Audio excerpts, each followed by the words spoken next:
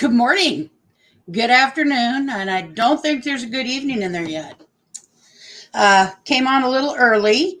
It appeared that Roy and Becky's chat crashed, and that sucks for them. I've had that happen. No fun. No fun. So let's start out with seeing who's in the room right now. A couple people. Kaylee, my very, very bright and on top of things. Oh, Lord God Almighty. My brain is already farting.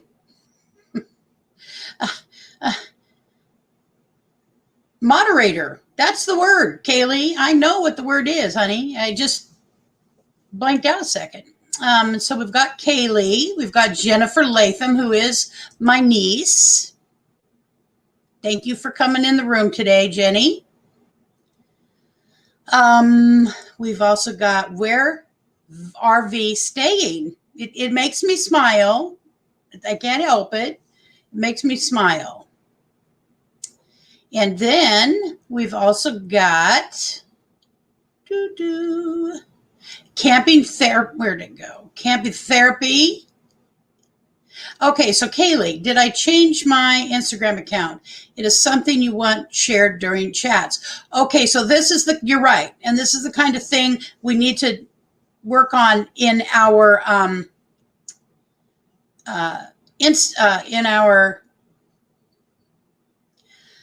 I know you know the word I'm looking for, Kaylee. It will come to me, where we're helping to develop the channel better. Fantastic Travels, Sherry, thank you for coming in today.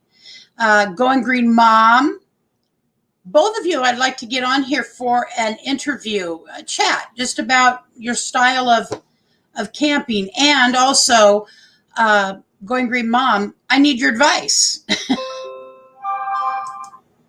You're a smart lady. Did anyone else just picture all the neighbors descending on honey with hot spots like bees? I know that it's a struggle there with that issue. I can't believe one of these companies does not bring a portable tower in during the height of, they know there's going to be about 5 million people in the Quartzsite area in January. So why doesn't one of the companies bring in a tower? It seems like it would be to their benefit. They could get some good publicity out of that. Of Where RV Staying, working on 2 computers, editing on 1. If I miss someone talking to me, sorry, trying to multitask and not doing a good job of it. I understand that. Richard Lake, hello, hubby. He's in the other room. And by the way, he's recovering very well. He's doing very well. A Patreon. All right. So that's right. Let me put up my Patreon. So just a little shout out to the Patreon account. Patreon. So people who become Patreon members are going to get to help develop the channel with us. Kaylee is one of those people. And I need to make a list of things. I need a piece of paper because there's some things I need to be doing. We need to schedule a date for that, Kaylee, to start brainstorming. So what it is we're going to use the ideas of people who are on our Patreon account to develop our channel into something better and bigger and more useful to our group, our family, our YouTube family. And so I need to make a list as we're talking today, because that's one of the things, a date set for Patreon, our first Patreon get together. I'm just going to put Patreon meet up. All right. And if you're not a Patreon member, go over there and check it out. Right now, I believe it shows $5 is the highest tier. I'm lowering that, and that's another. So I'm putting a star by this. I'm lowering that because I don't think that it's right $5 to me is a lot of money right now. And I think for many people who are full-time YouTubers or are full-time travelers, or you've got another channel that you're just dedicating your life to and your finances and all of that, it's a lot. It can be a lot of money. I know that I subscribe to like 3 different people at the lowest tier because that's what I can afford. And in one case, Camper Van Kevin, it's what he charges for everybody. You know, that's the fee is like, I think it's $1.99, Kaylee, if I'm correct. So I'm bringing it down. I'm going to get rid of the $5 tier. I'm going to get rid of, there was 3 tiers and I'm only going to have one for all people. I think it's $1.99. So that's what Patreon, I want to use Patreon. I believe that brainstorming in 15 people or 2 people or 3 people or 5 or 500 has better ideas than one, has more ideas than one. And that's the bottom line, is that in order to build a good community, I would like to have the majority of the people have input, or at least those who would like to have input. And so I've already lost one person. Sorry for talking about Patreon. Anyways, so let's keep going here. Fatima Jaffrey, hello, good morning to you. Our Fatima Jaffrey. Coming today at 4 o'clock. And we've got already said hello. I just missed what you said, was dumping trash. I'm sorry, don't worry about it. I was just explaining my Patreon account. I think you should start. Richard, I'm on. Okay. Sorry. Thank you very much, honey. He was chatting with our son. We're having someone come and mow today. So what I was saying, Going Green Mom, is that our Patreon account has 3 tiers right now. It's like $1.99, $2.99, and $5, something like that. I'm sorry, I don't know. And I want to use Patreon as a way to connect with people even in a more broad way, because there are people who like Patreon. And I want to utilize it as a teamwork, team building type of group. And those people that are on my Patreon account we're going to work together to build the channel. Because I think that a multitude of people has better ideas than one person. I mean, I have ideas, but I'm obviously you can see I'm empty-headed at times. No, I'm just tired. Griswold Family Vacay, hey, everyone. And yes, I would like to schedule you and Sherry both for interviews. You have great information. Great information. Griswold Family Vacay. Hey, Doreen. Priscilla Hughes. That is my little sister. She's on here today. Thank you, Priscilla. I know you're busy. We were trying to get a schedule where she and her husband and Richard and I could go look at an RV. Well, 2 RVs. There's 2 RVs I want to look at. Guess what?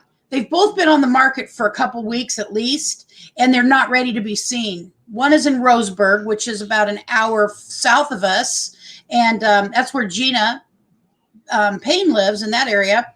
And I tried to get an appointment today at like 2 o'clock. We're not ready. We need to get it cleaned out. Well, why put something up for sale, get people interested, and I don't know. It's my little rant. Kaylee, Burning Up the Roads has a new email address. Burning Up the Roads. And we will go to that. I will get rid of my Patreon account. And we'll switch over to my email. Because in just a moment, we're going to be interviewing Doreen from Camping Therapy. And we're going to switch over to her welcome. Catherine Cook, thank you for coming in. Supplies. Okay, great. Works for me. Everybody has a different perspective, Kaylee. 110% right. Going Green Mom. It was before the Patreon conversation. Okay. Griswold. TGIF, thank you so much for coming by today. Was a nice conversation in our emails. And if you ever want to come and just sit up here and chat, you're welcome pretty much anytime. Just say, hey, I'd like to chat. Fantastic Travels, Sherry. You're one of the other ladies I'd like to get an interview with scheduled. So if you guys would like to interview with me, send me an email. I've got the email address up there, and then I'll get back to you today and we'll set something up, because I think you both have a lot to offer the community. And I've heard both of you share stuff and already do some interviewing. And I just would like to get you on my channel and have you share your insights and experiences. Boondocking Charlie, hello. Glad you're here today. Priscilla, I'm kind of glad we didn't go. Still not feeling well. Yeah, I know. It's not been right. So what I know about, what I believe about this is that the right thing will happen at the right time. You were kicked off the channel. I do not know how that would happen, hun. No idea. You are welcome. All right, so we're getting to the bottom here. All right, so today, if you caught any of yesterday, we talked with Art in Oregon. And he had a perspective on the way they travel, and they are full-timers, so it's a little different. What I'd like to do is get lots of different perspectives on that. And today we're going to have Camping Therapy chat with us about her camping style and her experiences and what she's been through, and her ups and downs of trying to find the right. Whoops, I need to get rid of something here. I started to type to Kaylee earlier and didn't send it. We've already covered it. And we're going to have Doreen from Camping Therapy. So I'm dropping the link in the chat for Doreen. And I really am excited to hear. I know she's had a bunch of different experiences with this. And that's the deal for me, is I need to, and I think everybody needs to hear about differences in camping styles. Excuse me. So it's nice to have two family members on today, Priscilla and Jennifer both. I want to make sure I haven't missed anybody. Said hello to everybody, I believe, so far. Tip jar. I will, in a few minutes, put up our link to our PayPal. All right, Doreen, when you're ready, you want to give me a wave? All right, gotcha. Hello. How are you doing this morning, you look Doreen? clear on StreamYard, but on YouTube, you were blurry. Now you're clear. Ah, yesterday it seemed all screwed up. I don't, and I don't know how to make it all work every day. I just do the same thing and get different results. So you have a unique story. You've had a few different campers. You're definitely someone who wants to camp part-time. Or tell us your story, Doreen. You tell the story, not me. I've had a lot of different campers. Yeah. Because sometimes I just buy them just to resell them. Mm-hmm. I know when I buy them, I'm not going to keep them. But I get them at such a low price, and I know there's money to be made on them. So I look for those. So I've had two campers so far this year. One I did not even camp in before I sold it. And then I just sold one yesterday. So I got that in August, and I camped in it 3 different times. The last trip was 12 nights, and the camper is only 4x8 and 47 inches high inside. So it's super tiny, and it was way too super tiny for me. I thought it would be okay, but it's one of those things like you were saying yesterday, like you really wanted to do a Class B, but you don't think that you'd be happy in it. So you're going to Class C. And it's kind of like I suggest to rent one first, and after this experience, and see what you think of it after actually staying in it, because you have to experience it. Uh-huh. I even measured this space out in my bedroom in a corner, so I would have 2 solid walls and everything. Figured out how I was going to lay everything out. Okay, I can do this. It's all going to be good. But then when you're actually in it, it's completely different. Uh-huh. Yeah. Well, that makes sense. The real life versus the thought, like I think a certain thing is going to be great. And as it turns out, I don't like it. Well, and a lot of people, most of the people that have those little tiny teardrop campers, they spend most of their time outside and they go hiking and fishing and they set up these, screen rooms, and some have walls on them, or they'll add a room off the awning. And I just didn't want to deal with all that. And I have a clam screen tent, and I never took it out of my car because I just didn't feel like setting it up and didn't feel that I really needed to use it. So if it's raining or it's really cold or you just want to take a break, I like to hang out in my camper. And that camper was just too tiny. It's good for sleeping in, but that's about it. So, and I cooked inside twice. That was, you kind of like, you have to move everything so that you have room for cooking. And then when you're done, you have to move it all back. And, it was just all rearranging. So it's just too small. But so I advertised it, and I got full price, and I have a waiting list. I have a deposit on it. They're picking it up Saturday, but I have a list of 9 people interested in it. Like, wow. My messenger just kind of went crazy once I put it on there. So I probably could have sold it for even higher price, but I put it at what I thought was fair. So, well, that's nice. I mean, you're thinking, you're not thinking you just want to get the top dollar for it. You're trying to be fair about it. Well, actually, I thought my price was a little high because it's more than what I paid. So I thought, I won't get it because I've seen others selling for less than mine that are a little newer. But I still got it because I had so many people wanting it. Yeah. Well, right now, used campers and RVs are very hot commodity. I'm struggling to find certain kinds. Like in our case, I would prefer a Class C. A certain size of Class C, I really need either twin beds or walk around queen. We just cannot go with a full size. It's just too small. And so finding Class C and even some Class A's, so they're like a 24-foot Class A, 20, when you get that small, they're kind of like by the bathroom, and you still will have to one person's going to have to climb over, and it's going to be Richard, because I'm not climbing over, and don't think he wants me to climb over him because I get up a couple times in the middle of the night. And so we just would prefer to have either twins or a walk around queen. So that means we have to look larger, a longer RV. Usually those start at 28 feet. I just can't make them be different. And you mentioned a clam. So did you say you have a clam? I have the small clam. I used to have a big one.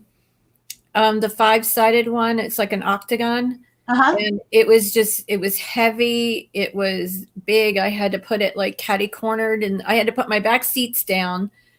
If I wasn't putting it in the camper, I had to put my back seats down and put it like catty cornered across. And it was just heavy, and I didn't need this big, huge tent. So I sold it at a fiberglass camper rally, and I bought the small one, which is 4-sided.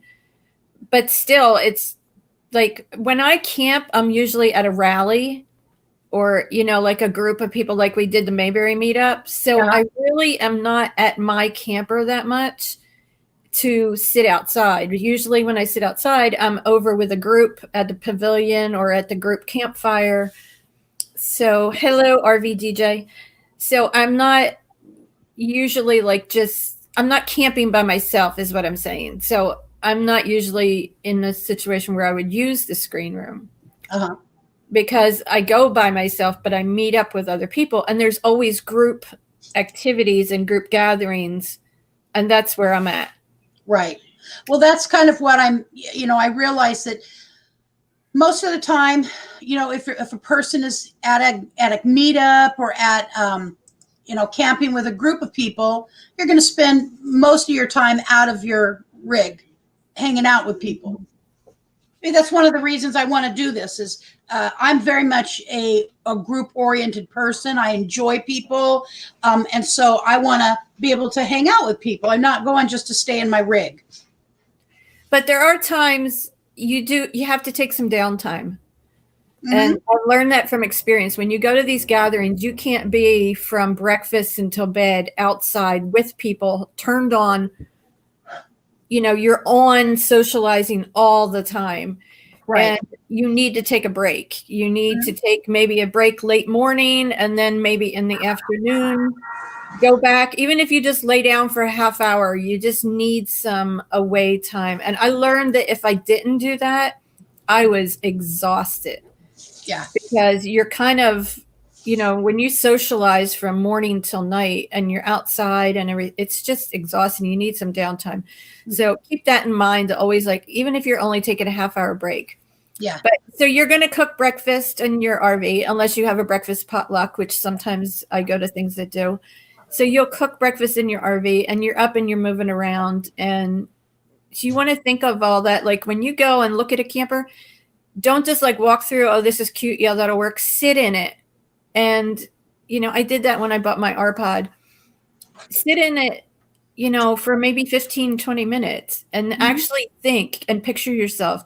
Okay, this is how I would cook breakfast. This is how we would do if we were going to play cards, or if it's a rainy day, what will we do? How will we move around each other? Like you're already thinking the bed situation. So I made my platform for my bed. I wanted to leave as much floor space as I could. Keeping in mind, this is only 4 feet wide. So we made the bed 28 inches wide. And I thought, this is fine. I laid it out on my floor. I put my couch cushions down. This is good. I can sleep on this. Didn't take into concern there that there's a dog in the bed with me. So, he's only 17 pounds. And people said, well, can't you build him a bed? Well, where would I put it? Right. And he has slept in my bed for 14 years. So, right. He's not going to sleep on the floor without putting up a fuss. So, and there's no room on the floor, so he takes up like half the width of the bed because he lays in his, he's on his side and then his legs are out. So he's taking up half the width of the bed. And it was like 12 nights like that. It was just crazy. And I was laying in bed in the morning thinking, how many more nights do I have to sleep in this box? I think if the dog hadn't been in the bed with me, it would have been fine. But you have to take all those things into consideration. Right. We have a beagle that sleeps with us, and she sleeps sideways, east to west. We're sleeping north-south, and little Patty gets in between us, and she's sleeping sideways. She just kicks her way in. She's 30 pounds of, I'm going to do what I want to do, and I like to sleep this way. We can turn her the correct way, and she's right back in her favorite position. So if you had twin beds, because you mentioned getting twins, if you got twin beds, how would that work with her? She would sleep with her daddy. But is there room for her if you have twin beds to sleep sideways? Yeah, that will be the question. So there is one RV that I have an interest in. But it's clear across the state and it doesn't run. But they're selling it so cheap that it's almost like I could buy it and put a new motor in it. I mean, it's that cheap. But Richard is not interested in that. So realistically, it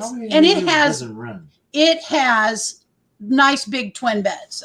It's not. So I'm just saying you're right. And my sister mentioned, Priscilla said that good point about envisioning yourself living in it. How are you going to walk around each other? How is sleeping really going to look? So we will, when we get to look at one of these two that we really have an interest in, we will do that. And I will spend time in it because I'm not going to spend this much money on something that I'm not sure is going to work for us. Yeah, you might want to say to them, I mean, if it's not at a dealer, or even if it is at a dealer, like, do you mind if we just sit in here for 10 or 15 minutes and they can go out and they can do whatever they need to do and go outside instead of standing there looking over your shoulder. Even yesterday when I was showing my camper, I told them everything I needed to say. And then I said, okay, I'm going to leave you for a few minutes. And I went and sat in my car and I let them talk. And they were sitting in it trying to figure out, this is how we would do this. And I could hear them talking, saying, well, we would do this and we would do that. And it's important to not just look in it, because I've done that. I look at, oh my gosh, this is so cute, I want to buy this. And then you have to stop and think, and the other thing is checking for problems with the camper. So I looked at a vintage Scotty the other day. It's a half mile from my house. That never happens when I'm looking for a camper. I'm always driving 2 to 3 hours to get a camper. So it's a half mile from my house. I saw the posting 2 hours after it was listed. $6,500 for a 61 Scotty. It's all been redone. Yeah. So the work is done, but there's no refrigerator. There's no sink. There's no stove. So I'm okay with no stove. They took all that out because it was in such bad shape. So I'm okay with no stove because I use a hot plate or an electric frying pan, and then I cook outside on a grill. So that's not an issue. I think I would kind of like to have, but you can always use a dish pan, and then, you can dump it at sewer drain or into a bucket or whatever, or outside if you're allowed. There's a closet for a porta potty. So then you would use a campground shower. There's nowhere for you to really put a refrigerator unless they took the ice box out and put big drawers there. So I would probably have to pay someone to take those drawers back out and put a refrigerator in there. But the thing that, when you're ready to buy, and then I come home and I think about it, and I posted a picture in a group, and someone said, it's all silver. It's like an Airstream. So it's a 61. And they said, you have to polish that to keep it shiny. And it's a lot of work. So if you don't polish it, it just gets that aged silver, which some people don't mind it being like that. But I don't know if I would like it or not. It's kind of, you go into these campgrounds and then it's like, if it's 10 years or older, they won't let you in or something. Well, if you have something that looks really nice, then maybe they'll make an exception. But if you have an old silver one that, as I guess they call it oxidized or something, in the sun and the weather, how's that going to look? It's going to look like just an old camper that's been neglected. So I passed on that one. So I didn't take it. But then I'm in this situation now where, okay, I sold my camper and I got to have a camper. I want another camper. So I'm trying to keep myself from taking what's there and waiting for what I really want. I don't know if I said that right. Yeah, I want to keep myself from just settling for what is there and make myself wait for what I really want, which is a 13-foot Scamp. That's what I really want. And I don't see those often right now. I don't often see the 13-foot Scamps. Well, somebody posted one the other day on Facebook and it sold in an hour. Yeah. There was a particular one that I was interested. It was a 28-foot King of the Road Class C, and from the pictures, it looked like it was in excellent condition, and it had a walk-around queen. So and it was only a few miles from us. I told the guy we would meet him at 11:30, and he sold it at 11. Well. I'm going to show you a picture I have. Yeah, so I had a lady that wanted to come from New Jersey, which it's probably a couple hours ride. Well, she couldn't come until Monday. And then I had somebody say that they could come yesterday. Well, you know what? I sold it to the one that came yesterday. And that lady got a little upset because I didn't wait for her. But I had in the ads, no holds unless you're on your way. This was my Scamp. No. Let me see if I can get it without a glare. Hold on. Oh, it's just showing with a really bad glare, isn't it? Turn it kind of sideways. Oh, there you go. But you can't see. You're not seeing. I don't know why it's doing that, but you're not seeing the colors and everything and the flowers, and it's just, I'm not sure why it's doing that, but maybe. Oh, now it's good. That's good. Now just kind of move to the other way. Okay. All right. I see it. That was my favorite camper. And why'd you get rid of that one? I was in North Carolina and I was getting ready to move to Pennsylvania, and I didn't want to deal with a camper. I didn't know where I was going to move. I didn't know where I was going to store it. So I just didn't want that extra thing to deal with. I would have had to make 2 trips, and that's over 500 miles. So I just sold it. Oh, Plus, I bought it for $3,500 and I sold it for $8,900. oh, very smart lady. So I really miss it, and I would love to have it back, but not at the price that she bought it for. So Bama Rush wants to know what's a scamp? Do you want to identify that for him? I know you showed the picture, but what Scamp is the camper that I just showed. It's all fiberglass. They make the 13-foot, 16-foot, and the 19-foot, which is fifth wheel. They just call it a 19-foot, but that's actually a fifth wheel. But it's all fiberglass. So it's very lightweight. It's the 13-foot, if you can get it with or without a bathroom. And without the bathroom, I think it weighs about 1,100 to 1,200 pounds. Wow, that's light. Yeah. Which is a reason that a lot of people get it. Right. The actual camper itself is 10 feet long. See, that's why, you can actually tow it with smaller vehicles. It doesn't have to have a dually or a big F-350. Yeah. So, is that Renee, Renei? She said Scamp is 16,000 brand new. Yeah, I heard 15,000 without the bathroom. I guess it would depend on what options that you got. So if I pull up something, you can share screen. Yeah. Okay, let me try to find this because I'm not sure how to do this.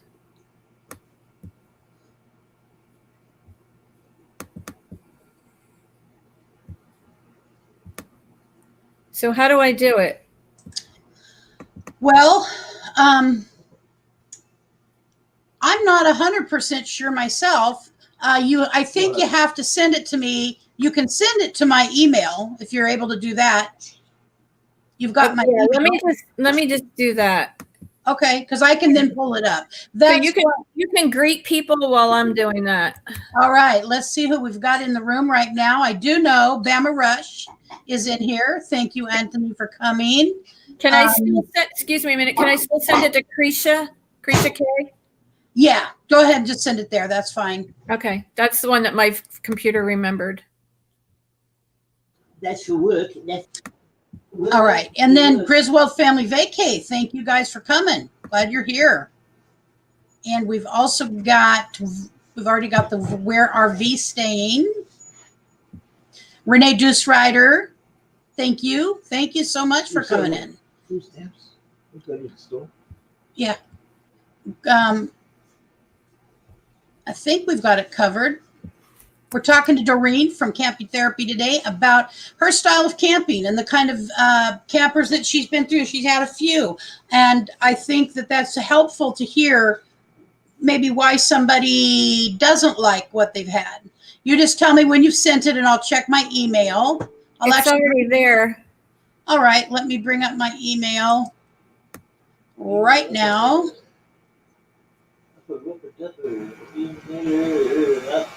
All right, so I'm going to open that up.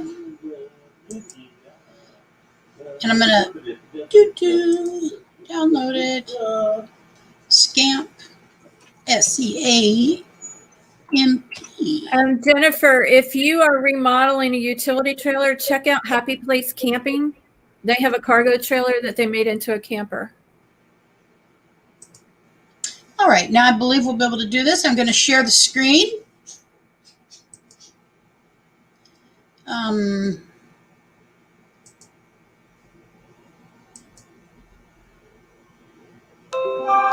One moment, please. I am. So Griswold Family Vacay is telling us how to share screen. Yeah, no, I know how to share the screen. I just needed to pull up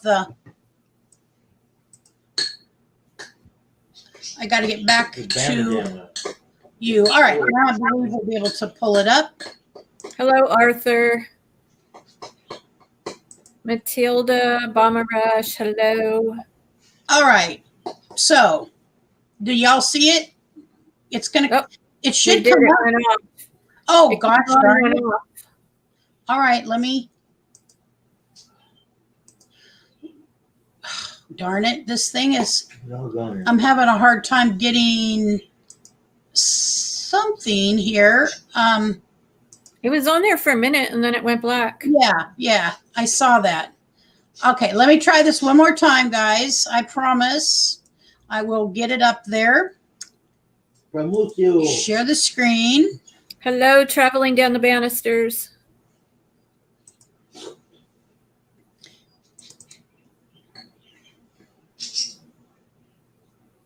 We are just working on sharing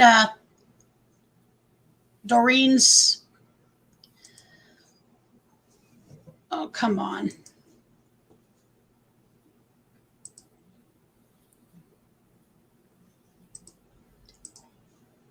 All right. Do you see it now? Yep, there it is. Okay. So that was Doreen's, it was 13 foot, correct? Yeah, that's a 13-foot scamp. That's a 1989. It was all white when I bought it, and then I painted it and I put the sticker decals on it. I like that, kind of like a baby powder blue. Yeah. That was very cute. And that's what you want again as a 13 foot? That's what I want again. Yeah. Yeah, so the new ones, every scamp comes out of the factory white. They all look the same. Uh-huh. It's not like, you can go buy a Jayco and this year has that color and graphics and the next year has a different color and graphics. The Scamps is all the same from the very beginning. They all just come out white. Oh, okay. So I wanted to give it some personality. Yes, and you did a great job at that. I love the little flower. Is it decals or just hand painted? No, they were decals and I actually cut them. I took my fabric, the same fabric that was in the teardrop that I just sold. Uh-huh. And I took a picture of it and then I uploaded it into the software for the vinyl cutter. And then I cut the flowers the same shape as the flowers that were on the curtain fabric. See, that's so smart. I'm not artistic. And so I have to get my ideas from people like you who have those kind of thoughts. I would never think to do something like that. And I do like the material you used. Well, and actually when I sold my camper yesterday, I asked him, are you going to use the curtains or are you going to replace them? And the girl said, oh no, I'm going to make my own. She said, you can go ahead and keep them. So I got to keep them. So she also did not want the bed frame that I had the mattress on. So it folds in half to get it in and out easy. So I'm bringing that home because I don't know what I'm going to get next. And I had over $50 in supplies to make that. So, like, let's just say temporarily I went out and bought a minivan and I set up the back of the minivan. Like I could use that bed platform again. That's, it's good to know those kind of things. Like sometimes people are not going to want to use what you've done. And if you can reuse it possibly, just take it out. She didn't want the mini fridge. And she said, we talked about it already. You can go ahead and like resell it or keep it if you want. So I'm going to resell the mini. I'll sell the mini fridge because I bought it off Facebook Marketplace. And then I painted it teal to match the cabinet and everything. But every time the compressor came on, it was really loud. So I took it out after one night. So, oh, wow. That's loud. It's old, I bought it used. And so if I needed another one for a camper, I would just get a new one or newer, and hopefully it would be more quiet. Yeah. There are so many pieces to buying an RV, from the mechanics of it and making sure it's stable and good, whether it's a pull behind, a bumper pull, or it's a class A, class C, class B, the mechanics of it. And then obviously the inner workings. Does the refrigerator work? I always ask when I make contact with somebody, first question is there water damage and is there a leak? Because we're not up to fixing that right now. It's like that's even if we love the rig, it's off of the table. Okay, I'm gonna give you some advice there. Okay. I've never bought a camper where people said that it leaked, and I have bought campers that leaked. Uh-huh. So you're gonna ask them, does it leak? And they're gonna say no. Okay. If water is not dripping on them, they think it doesn't leak. Okay. I bought one from a guy, a vintage camper, and my father and I went and looked at it, and we should have looked at it a whole lot better. Oh. The guy was living in it in his parents' yard, and he swore it did not leak. Mm-hmm. He said, nope, doesn't leak. We got it back to the house. We ripped the walls apart by hand. They were so rotted. I actually have a video of that on my channel, and it's I don't remember the year, but the camper is called an Aloha. It's one of my very first videos. It's just a slideshow, but you'll see, you need to go back and look at that because you'll see how rotted those walls were. And that man swore it did not leak. So, you know, and then I saw one that if you look at wood, like somebody just bought a camper and they posted on the Tin Can Tourist Facebook page. This camper is in really good shape. I just need to polish up the wood because it's got some, what did they called it dry rot. Yes, it's dry rot. So this is a woman and she didn't know better. She said, this is my first camper. And I felt really bad for her, but she probably bought a camper that needs to be taken down to the frame and rebuilt because every corner, all around the windows, everything, you could see water damage. And right away, the second comment made on her post was, that's not dry rot, that's water damage. And she thought she could polish it with Murphy soap and it would be all good. Oh. So if you see, it's kind of like it, maybe it looks like dry rot, but it's kind of wrinkled wood and it has like cracks in it. That's water damage. Right. If you look around the windows and the corners and you see like a water stain and they tell you, yeah, it had water damage, but it was fixed, ask them what was done to fix it. Okay. If they only put caulking on it, that's not fixing it. That means it's still rotted underneath and it could fall apart while you're driving. I saw one camper and we didn't see any water damage in it, but then they moved it. And the next time we went to look at it, the corners had separated on the outside. Oh, I have seen that. So if you see where it's separated on the outside and they have caulked it or they have put nails in it, the reason it separates is because the wood underneath that metal corner strip is attached to has rotted and the nails or screws have nothing to attach to anymore. That's why it separates. So those are the kind of things to look for. You want to go to the dinette. And when I looked at this vintage camper the other day, I mean, it took a few minutes and it was kind of a pain to do, but you're going to lift up those dinette cushions and you're going to lift up the bench seats underneath them. You know, the wood, like you take the cushion off. So you have to do some work. You take the cushion off and then underneath that cushion, there's a board. And then underneath that is your storage under the bench, right? To get where I am there. Yep. So you want to do that. When you lift up that board, you want to look in the corner of the floor and the corner that goes up and down. That's where you're going to look for water. Water damage. That's where you're going to look. You want to look at the floor under there. It's usually just plywood. It doesn't usually have vinyl on the floor underneath the dinette cushions. But if it does, see if you can pull it back a little bit. And look at that wood down there and see if it's all black from water damage. That's so being very meticulous about every nook and cranny. So Richard and I have already discussed this, is that he said he wants me to look at the lower stuff since bending is a little bit more difficult for him right now. I'll look at the lower cabinets and he'll look at the higher cabinets. And we're going to look at every seam in the rig. It's the only way to be sure, at the least best of our knowledge, and checking for soft spots. My understanding is I ask also, is there any soft spots in the floor or any walls that have soft spots? And you know what I'm talking about, mushiness, which indicates there's damage in there. You want to push your foot around the door, push your foot down on the floor, and don't take them for their word. No. because they want to sell their camper. Yes. So not everybody's going to be honest. I point it out when I know that I have a camper and I haven't fixed the water damage in this spot or that. I point it out to them and say, there's water damage here. And, it doesn't look that bad. We have fixed the really bad part or whatever. The ceiling all around the air conditioner or any roof vents, push on it.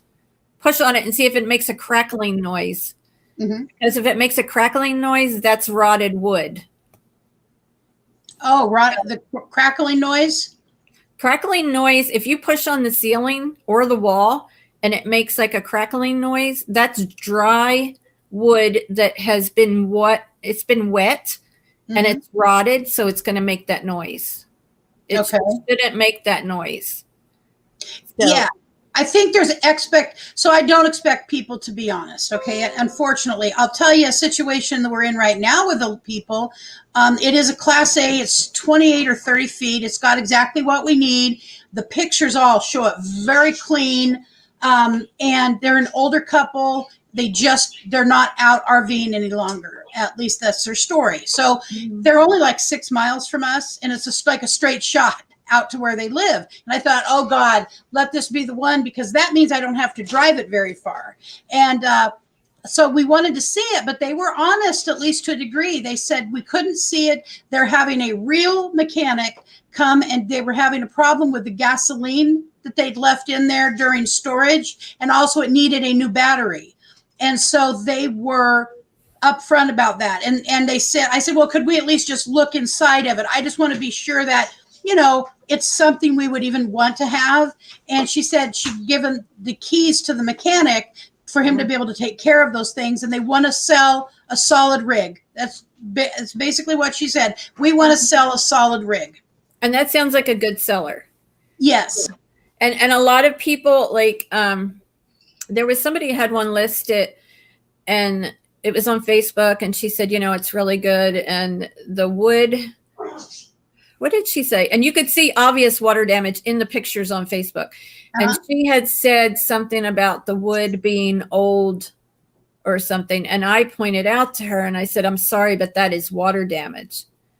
And she blasted me back and said, you don't know what you're talking about. So some people really, they are, I'm going to say naive, but they don't know. They just don't know because they haven't experienced that. They haven't redone an old camper, and they might think that that's just old wood. Like the one lady that thought she was just going to take Murphy's oil and polish it up. Right. And what she has is severe water damage. And it's all around the windows. So, and it's all on the corners. And you can see the water stain. Like it'll come in. Let me see how my finger goes here. Okay. It'll come in and it'll kind of go, It doesn't go in a straight line. Because water kind of goes, like that. It follows the grain of the wood kind of, but it's not going to be in a straight line. And see, you're savvy to that. She apparently didn't know what she thought she knew.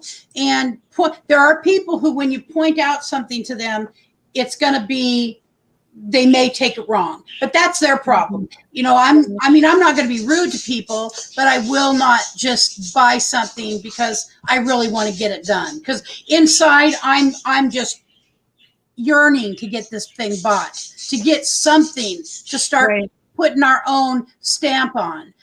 But I've thrown money away before, and I cannot afford to throw money away these days. I have to get something that is going to work for us and that's solid. I've put my big girl boots on that says, Lucretia, you have to buy a solid vehicle that is going to not break down 15 minutes after you get out on the road. And another thing, hello, Charlie, Grace, and Sue.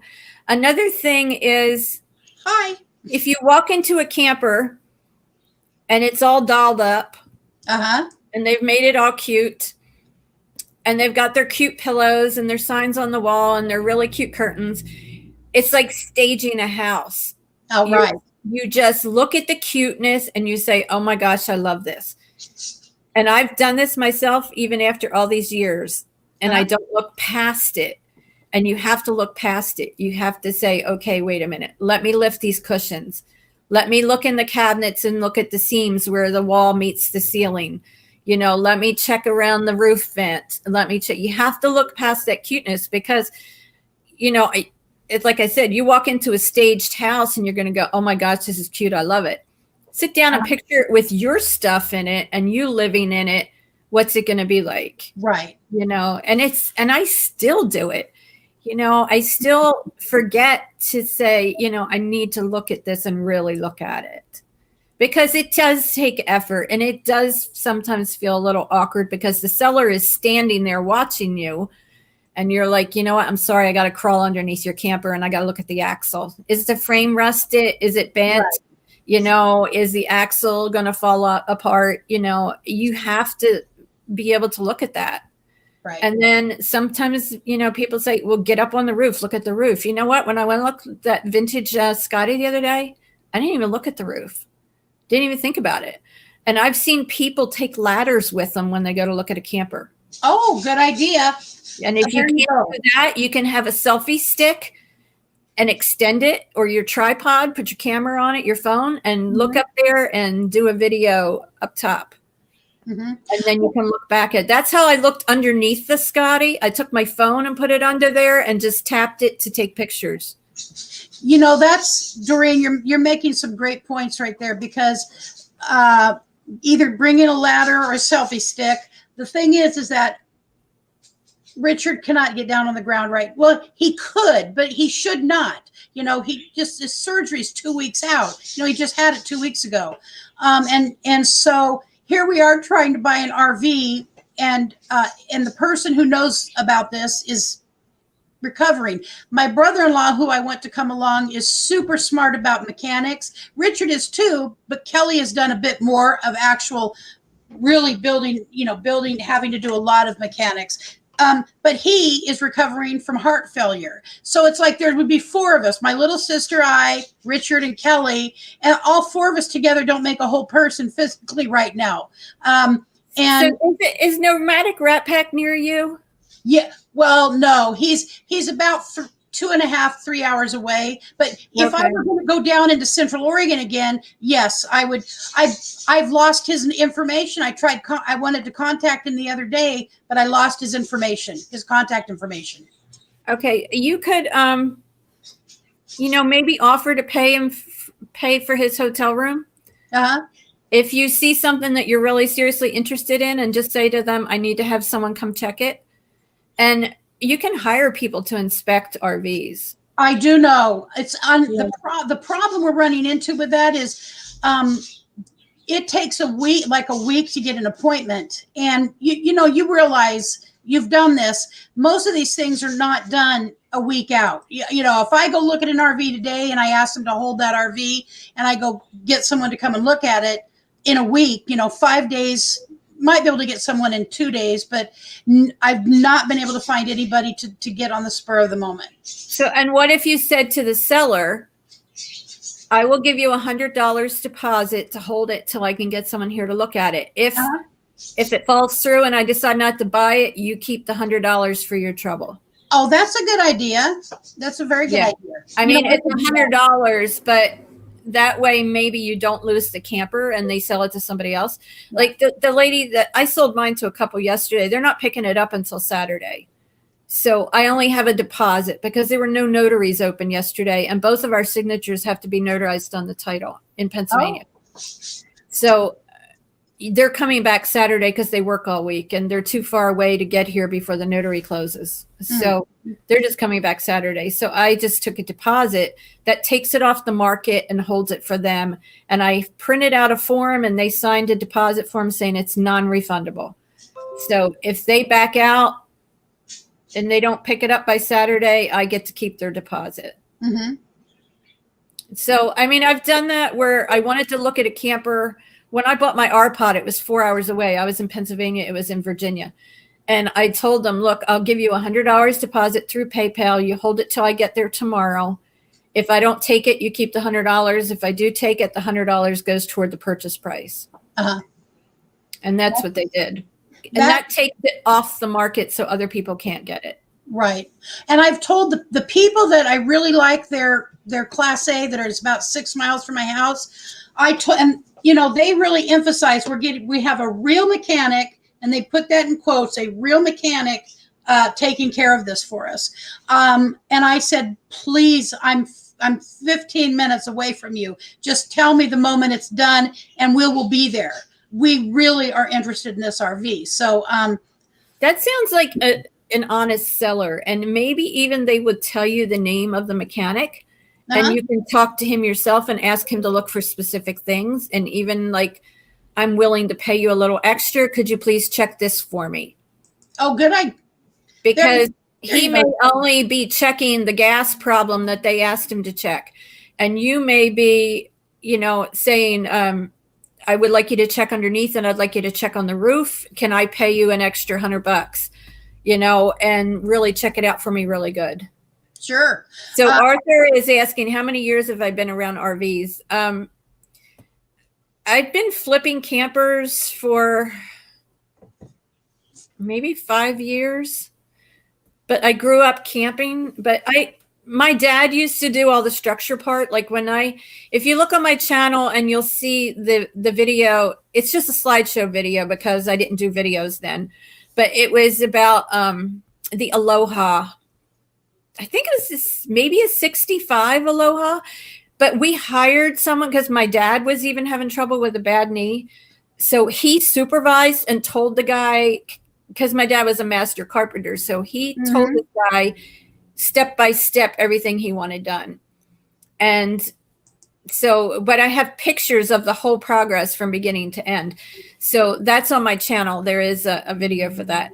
But the first one we did was a Shasta. It was an old Shasta compact 10-foot one.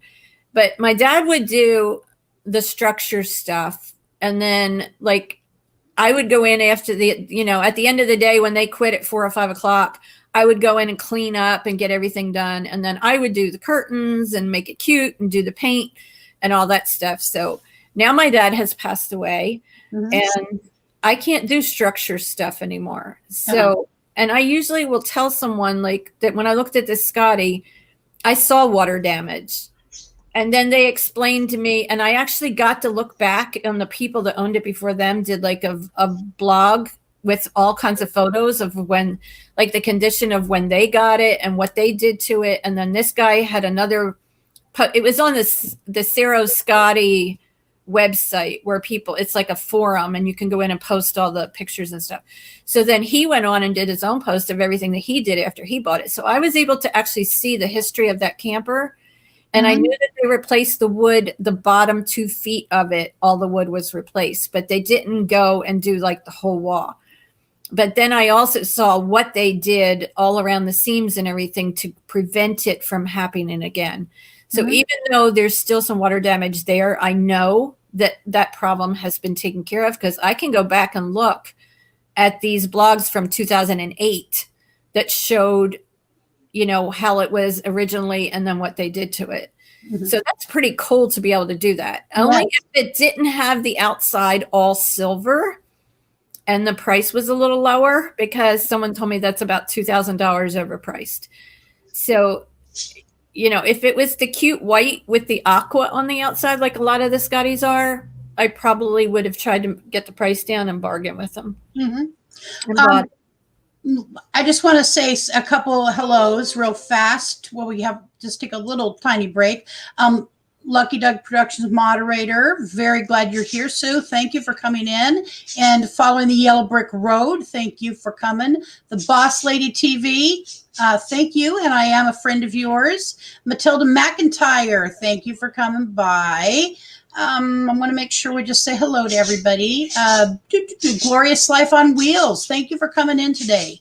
Have you talked to Following the Yellow Brick Road? Because if I'm right, I subscribe to them, but if I'm right, that's a woman that is in an Airstream and she travels full time. Okay. You might want to connect with her and see if she wants to come up sometime and you can interview her, because I think that's what she's doing. All right. That would be a good idea. So Following the Yellow Brick Road, and I believe you're right. So I'm trying to get some people scheduled ahead the next couple of weeks. I've got a couple of ladies that I'm working with, but their schedule has just not meshed with Mondays yet. But if you would like to come up and chat about your style of camping, we would all love to hear it. And just send me an email, and my email is going to be up on the, I'll put the banner up with my email on it. So that is her. She just commented that is her. Okay.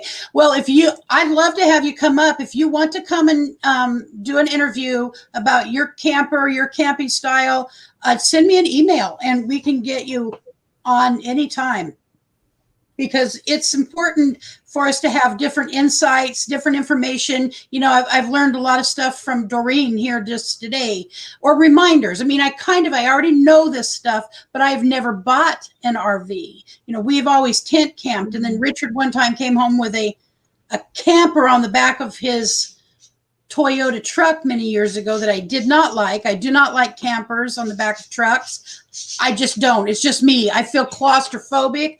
I need to have, anyways, so they're bigger today, I know, you know, but this was a camper big enough to go on a Toyota truck, a small one. So it tells you why I might have been a little claustrophobic. It's probably bigger than mine. Maybe. Hey, I got to show you my shirt here. Okay. Oh, Doreen. So I made this my vinyl cutter when I had my Scamp. So that's my little Scamp there. That is so cute. After you asked me to be up and while we were texting, I was eating chili from Wendy's and I dropped the chili on my shirt. So I had to go and change my shirt. And I thought, well, this one will be cute, but you can't even see it, like, unless I go like that. So yeah, but it's still cute. Now we know it's there. So following the yellow brick road says, I'd love to talk with you, but I'm in Florida helping my son recover. You know what? You can talk with us from anywhere. I mean, you don't have to, you know, you just have your camera and a place where you can sit or stand or whatever you want to do and chat with us for a while about what you're doing, what you're working towards. And I do remember your story now. I think I've chatted with you briefly. And by the way, my dog was just like gagging or choking on something like dry heaves, but he's okay now. Our doggie was doing that this morning. I think her food was a little rich for her. I usually mix it with egg, some scrambled egg, but I didn't this morning because I was running late. So everybody. Let me see. Oh, look at you. Now, what type of dog is that? He's a dachshund mix. He's 14 and a half years old. Oh, you've got an old one too. Yeah. Yeah, I just looked at I found an apartment online and I was like, this is crazy. So they want the pet fee is $100 for the first month. So like where I'm living now, it was a $300 pet fee. But no matter how long you stay here, it's at $300 pet fee, you're done. This apartment, it's just like a block away. $100 the first month and then $50 a month after that for the whole time you live there. Wow. That's like $600 a year just to have your dog there. Yeah. So that's crazy money. That is. But the thing is, you love your dog and you need a place to live. And so you pay it. Right. Because places don't take pets. But I did contact them because I've had all these breathing issues and we think it's the apartment. But they have not replied to me yet. So they kind of screwed me over one time before. I tried to get an apartment. You know, if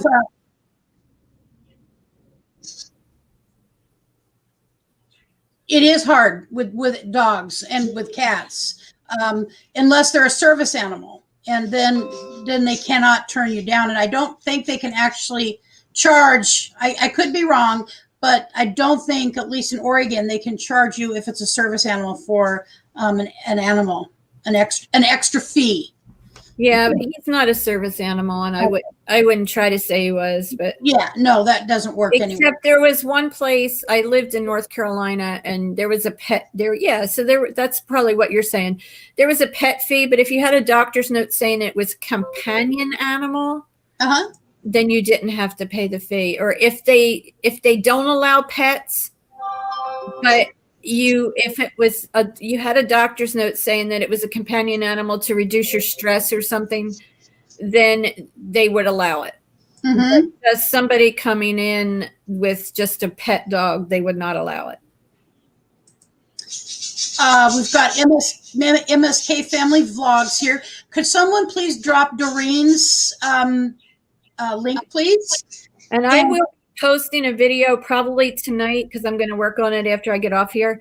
Okay. And it's going to be another vintage camper tour. When I went to a vintage camper rally last weekend, and I did 15 videos of different campers. So I'm spacing them out, and that's probably what I'll be posting today. And my last video I posted a couple days ago was the Mayberry meetup. Okay. There's a lot of videos coming out from that Mayberry meetup. And if you do a search on YouTube for hashtag Mayberry meetup, all one word, all Okay. the videos will show up. That's really cool. I love I'm starting to learn how to use hashtags to our benefit, as a channel and then as a group, because that's important to know those little things. Well, we decided to do that for the meetup because there were over 20 channels there and you're sure to miss somebody's video. Mm-hmm. So that way, I mean, that was 2 weeks ago and I just posted mine 2 days ago. Yeah. And I'm sure because I was traveling, I was on the road for 13 days. Wow. So there's still going to be more coming out, I'm sure. Sherry is asking how I'm feeling. So here's the thing. I've had lung scans and blood tests and breathing tests and all this stuff done to try to figure out why I'm short of breath all the time. Mm-hmm. Well, I went away. I was gone for 13 days and I was almost like no problems whatsoever. Wow.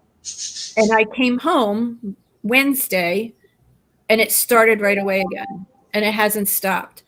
So I went to the pulmonologist today because they did another breathing test on Friday where they put you in this chamber like a phone booth and you breathe into this little thing. So I went to him today for the follow-up and it showed just a really slight difference after the breathing treatment that they did. Mm-hmm. So his diagnosis is mild beginning asthma, which you don't normally get that at 63 years old. Uh-huh. And because of what I told him, I was like, well, I had this experiment. So we really do think it's environmental from the apartment because my apartment building is 100 years old. So we think there's something here in the environment that I'm breathing that's causing this because I've just been here just over a year and this just started really in this summer. As far as being tested for mold issues going Green Mom, like, do you mean, am I tested or is the house tested? Because I'm not going to pay to have the house tested and my owner is Amish and I'm sure he's not going to pay for it. So yeah, there's something toxic, something when you come in from downstairs, which is like a shared hallway, it smells musty. Oh, I don't really I smelled it in my apartment the day I got home because it was chilly and I turned the heat on right away, which are split mini units. So it's not ductwork. And I smelled it then, but then like an hour later, I don't smell it. But if I open my kitchen cabinets, I smell it. But you know, like you see that commercial, you go nose blind because you live in it and you don't smell it. So my son came over the other night and I said, does it smell musty in here to you? And he said, no. So I don't know what exactly is going on. I just know it's related to this apartment or something outside in this location that I'm breathing. Right. I was in the mountains in North Carolina and Tennessee, and I was good. So I think I used my inhaler one time in 2 weeks, and already I've been home Wednesday, and I used it last night and today. That would really start speaking to me that it is environmental in your area, whether it be the actual living space or somewhere around it. Yeah. So what he's got me on the preventive medicine, and I don't remember the name of it, but it's a round disc and it's purple. And so he wants me to do that twice a day. And he said within 2 weeks, we should, I should notice a difference. And if I can keep this under control, then it doesn't get any worse, then maybe I'll stay here. But I'm looking for another place, but it's so hard to find a place here unless you go into the city, which I don't want to do. Mm-hmm. And then there's so many places you find and it says no pets, no pets, no pets, no pets. So, you know, I don't really want to move because it's so much work. Yes, I hear you. I mean, I kind of settled, and I know that eventually I'm going to go back to North Carolina. So I don't want to move again and then again move to North Carolina. Mm-hmm. And the other option, if I can't find an apartment, is I've seriously considered going full time in a camper. But I don't know that I want to do that because I have medical insurance here, you know, and my kids are here. And you give up, you know, with all these tests and everything. If I didn't have my Medicaid, how would I have done that? Yeah. I understand because that is what I have. Yeah. And I'm going to go full time, but my home base will always be Eugene, Oregon, I believe. Mm-hmm. And first of all, let me ask you, Glorious Life on Wheels says, can you get a really good air purifier unit for where you're living? I don't know. I don't know if that would take care of it if it was mold. Right. So Going Green Mom says you just need to keep one of those RVs. Going Green Mom, the one that I just sold was a 4x8. There is no way I would want to live in it. No. I mean, like my original plan, because there's a teardrop rally this coming weekend. My original plan was to get back from my long trip, have one weekend home. Then I was going to go to the teardrop rally because that's good video content. And I had plans for things that I was going to video there. But after I got out of that camper, I was like, I don't want to sleep in this camper one more night. So I just put it up for sale. But the original plan was to put it for sale next week after the teardrop rally. So if you have Medicaid, so here's the thing. Even if I used my son's address, like that's not legal because I'm not a resident here. Mm-hmm. If I were to go full time, because somebody said, well, don't you have someone whose address you can use? That's not legal and that's fraud as far as I know. And, you know, you can get in big trouble for fraud against the government. Yeah. So for me to do that, like you have to have a home in order to be, you know, in order to get the state Medicaid. Going full time in an RV park nearby is something I cannot afford. And that's the thing. I would have to work camp in order to have a place to stay. I don't want to boondock for the rest of my life. I don't want to. And the biggest worry about going full time is where are you going to park it all the time? Even work camping. So you get a job that's say from May to September, then where do you go in September? Like you're constantly worrying about where am I going next? Where am I going next? Where am I going to park? Because you need the work camping job to get the free spot. Right. Which also means come out of retirement and go back to work. And then maybe in the winter, you know, you can spend it in Quartzsite. So I don't know. It's just something I'm kind of throwing around. But what I'd really love to have is a tiny house, maybe like Grassroots Living has. Mm-hmm. You know, it's like a 10 by 24 or something. And, you know, you have that. And I would like to have a tiny house in the mountains, in the woods, next to a creek or a river with a place to park my camper. And then even if it's just like a shed, like a good sized shed that has electric and insulation, so that you have a home base, you know, but then you can travel whenever you want. That would be like what I would really like to do. You can't use a PO box, I don't think, with Medicaid. So you have to actually live there. There are now. So every state has some differences in their ruling. I know that here in Oregon, I need an address, which can be done. Mail forwarding companies use an address. It is an address. Mm-hmm. And it would allow me to be able to travel. And if we keep the house that we're in right now, we will help our son pay the taxes on it so that that's covered every year, which is low taxes. It's like $1,500 a year for taxes. It's paid off. It doesn't, you know, taxes and insurance is all it needs to cover it. And so we would help pay that. In our case, we theoretically would have an address and a bedroom. because I'm not, I do want to have some place to come back to in an emergency. And because we both have medical issues that have to be updated, doctor needs to see us every so often. Some of that can be done via telemed now, unless it's an injury or something of that nature. Yeah.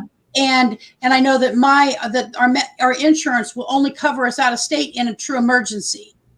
It wouldn't pay for, finding a doctor in courts, in Arizona somewhere or in New Mexico or wherever.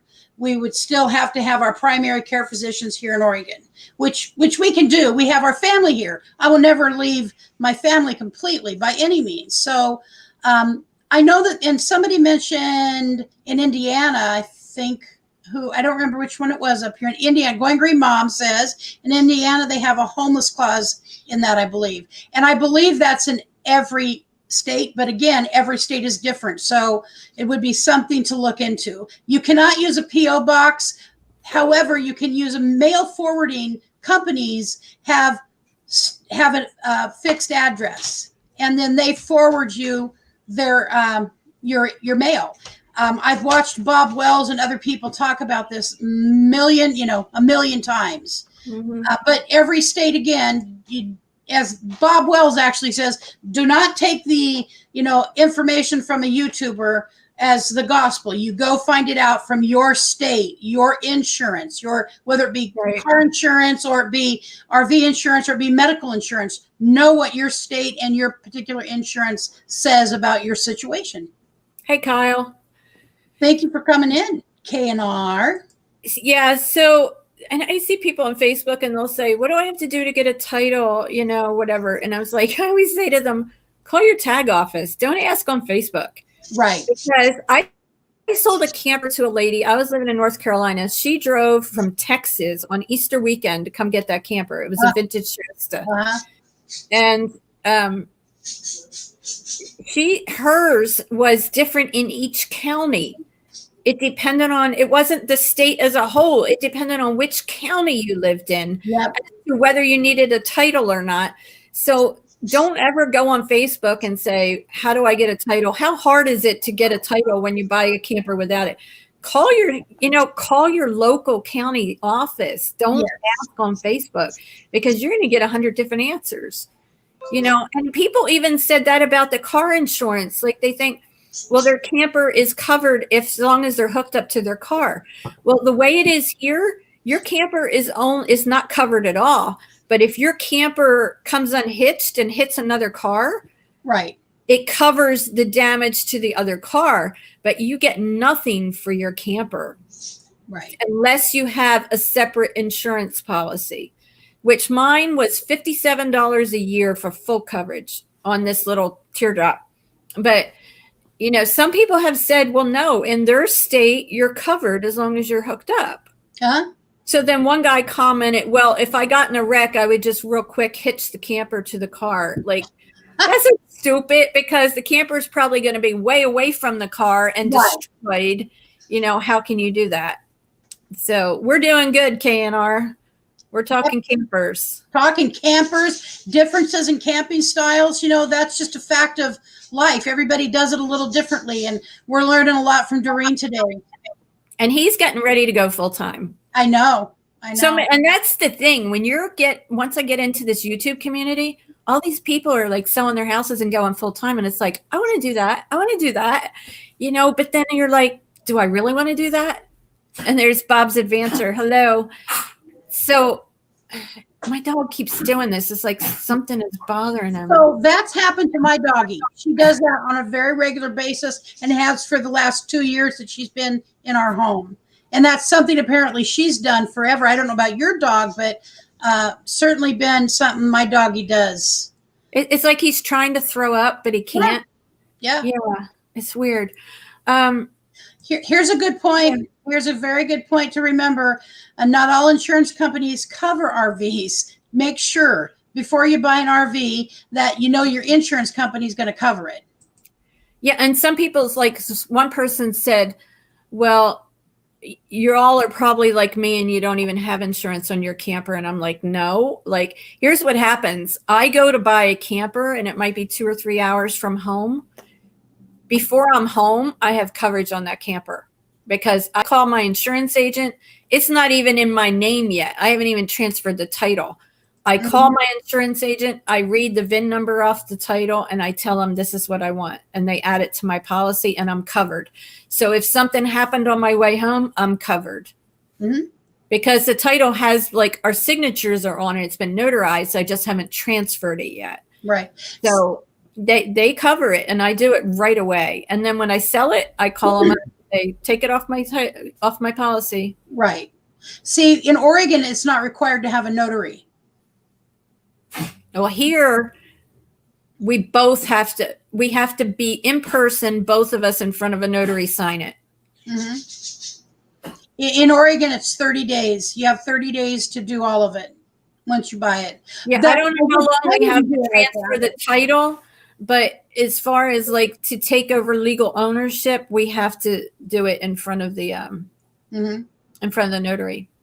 Because when I bought the little tiny A-liner, the one that I got in trouble for parking it in the yard, when I bought that, it was like 90 degrees that day. And I said to the lady, because it was a few hours away, I just keep looking at the dog. I'm sorry. That's right. I said to her, I'm just going to stay here because I had the car running with the air conditioner and I had the dog with me because I didn't know how long I was going to be. So I said, you just go ahead in and sign the title, and then I'll take care of it when I get home after I take the dog home. Well, she came back out and said, no, the lady is requiring you to come in too. So she sat in her car watching my car with the dog in it with the air conditioner running while I went in the tag office and did my signature. And then I was good to go. And then I did the transfer after I got home. Going Green Mom says in Indiana, you have to have insurance, but no notary to change title. Those are just things. And you're so right, Doreen. Going on a Facebook page, you're on a YouTube channel and saying, what do we do? Well, my information is you talk to your insurance company, you talk to your county or your state DMV. It's just those are two things that I would never take another person's word for. I trust that people have the best information they have, but I'm in Oregon. I don't know what Indiana does, or I find out that in your state you've got to have notaries. We don't do that here. Some states don't even require a title. If it's like the vintage campers in Georgia, you don't have to have a title. If it's small enough, like this one is considered a cargo trailer or a utility trailer, I don't think you need a title in Georgia. So every state is different. And then even like I said, Texas, the counties are different. So you really want to call your place and ask them. Right. There was someone that I spoke with a while back who doesn't even have insurance on her vehicle, her van that she lives in full time, insurance at all. And I'm like, what do you do if you have an accident? I mean, do you really have that much money? First of all, you could pay someone else if you injured them. See, insurance, I wouldn't even be a thought in my mind because. Well, if you have, let's say, I think Bob's Adventures was in this situation. If you have an older van and it's parked in somebody's yard and you're not driving it. Yeah. And it's an older van that's not really, I don't know how much his van was worth. And I don't know if he was driving it, but I don't think he was. And if you're in that kind of situation, then, I would say, no, I'm not going to get insurance on it. But like this little camper, to replace it brand new, they're only $4,500. So some people would say, well, I'm not going to do that. Well, you know what? If a hurricane flipped this camper over and destroyed it, or I got in a wreck, I want my $4,500, Yeah. And that's another thing, like people are getting campers stolen out of secured storage lots. Wow. And so I went to lock mine up when I got home last week, and I had the lock that goes in the pin latch, the latch that goes up and down on the hitch. So I had the pin lock for that, but the one that goes underneath, like it's yellow and it kind of has a ball on it, and you put it up and then it has the thing over it like that.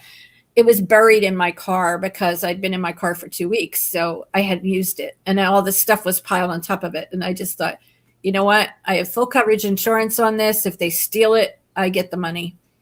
Mhm. You just don't leave anything valuable in your camper.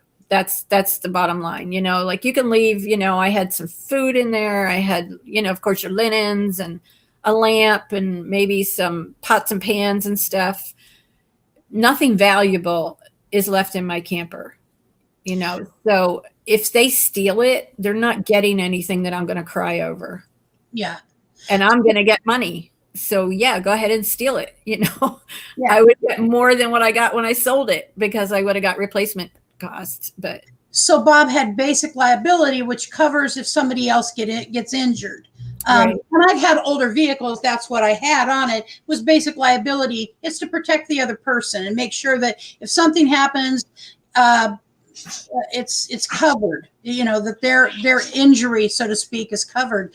There was a couple that I followed, and I still watch them occasionally, but I give my time to people in this community now because I don't have 400 hours in a day. Okay. So the YouTubers that I used to watch in the very beginning that I've got inspiration from that have like 3 million followers, you know, like super huge channels. One of them is called Eamon and Beck, and they were traveling in Europe, and they were on the beach, and it, you know, their van was their home. They had it shipped. Once they were done with South America, they had it shipped to Europe. And so they were on a beach in whatever country they were in. And it's a big, nice, beautiful white Sprinter van. And they had all their high-end stuff, camera equipment, drones, everything. And they had it locked. When they came back, guess what? Somebody had broken into it, stole all of that stuff. You know, and it was just their home. Their home was broken into. And I saw the video where she comes in and sees that her home is now been trashed, you know, broken into. And yes, they were eventually, but even their phones were gone. Things were gone and in another country. And so I have learned some things about security. And it ain't all about guns and knives, blah, blah, blah. There are other things that we can do, like you put an alarm. If I put an alarm on the car, lights for nighttime, maybe you have a rig that you leave behind and you take off in your vehicle for the evening or the day, you know, to go travel around, and you have things covered like lights and sound and I know that's not going to matter if you're boondocking all by yourselves, but in a city or where some people who are living full time, they will do a stealth camping, in a city area, they really having proper locks, and there's locks you can put on your wheels. I didn't know. I've learned about that recently too. There's a particular kind of lock you can lock your wheel so it can't be stolen. But money can replace those things. Sometimes I'm thinking of finding a way to have a hidden compartment to put papers in, are we going to need to take our marriage certificate, our birth certificates with us? Those kind of things I could put in a lockbox here in Eugene at a bank. Right. That's what I was going to say. Why not get a safety deposit box?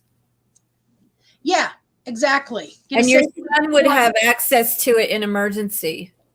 Right. Right. And I can have my sister. I have two sisters. Barker.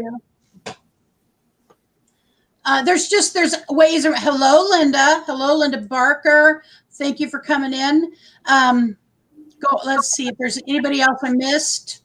So Bob was saying that he has liability insurance on his.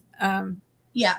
I wasn't even sure, Bob, if you had a van anymore because I thought you sold it, but I guess I'm not up to date on everything.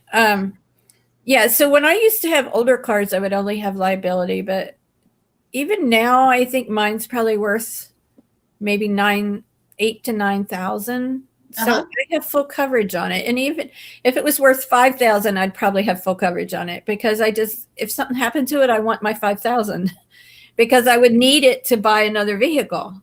Right. So even if it was 2,000, I would need that to go buy another vehicle. So, and the less your car is worth, the less it costs to get full insurance. So Exactly. Yeah. I just do it because I don't have extra money sitting around. So This is how crazy we are. You want to, so we're so in on going full time, or at least 90% time, let's call it, because I will need to spend the holidays with my little sister and my older sister too. But primarily my little sister and her husband and our son and their kids. So I intend on being back home in the fall and possibly part of the summer.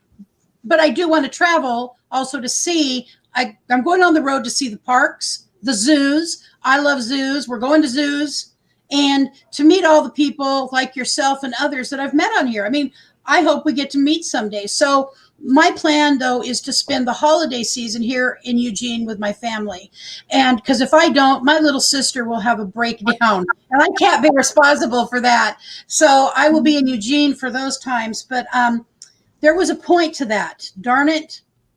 Oh, darn it. I can't believe that I had a squirrel that big run you through were my talking about putting things in a safe. Yes, and that way we could access things as we need them. And I will always have someone who has access to really important papers like that. I mean, I could even leave them with my sister. It would not matter. They would be safe with my sister. But I was thinking of doing some kind of secret compartment with a safe in it because we have a small safe. And just, keeping important things that we don't want to lose. And here's another thing. Tell me if this is not a good idea, because if you have any medical issues, especially, I'm putting together a binder. I bought a binder, and I'm putting together a binder that's going to be kept immediately accessible in an emergency, where it would have a section for me and a section for Richard. It would list any medications we take, allergies, like I have part of my endocrine system does not work. And so I'm supposed to be wearing a bracelet or a necklace, and I don't. And I need to, because if I pass out, I've got an injectable pin that will save my life. My immediate family knows about it, but I need to have it identifiable for emergency people. So remembering that these are our homes we're taking on the road. We're in our home. We need to have things that we would have anywhere else. So what if you put the originals in Oregon and keep copies with you? Because I'm just thinking, like, you see, and I know it's horrible, but you see like campers catching on fire and, or being wrecked going down the road, and then everything's all over the highway, and you wouldn't like, oh my gosh, where's my safe? Yeah. Where's the part with that in it? And so I wouldn't want that to be the only place where they were.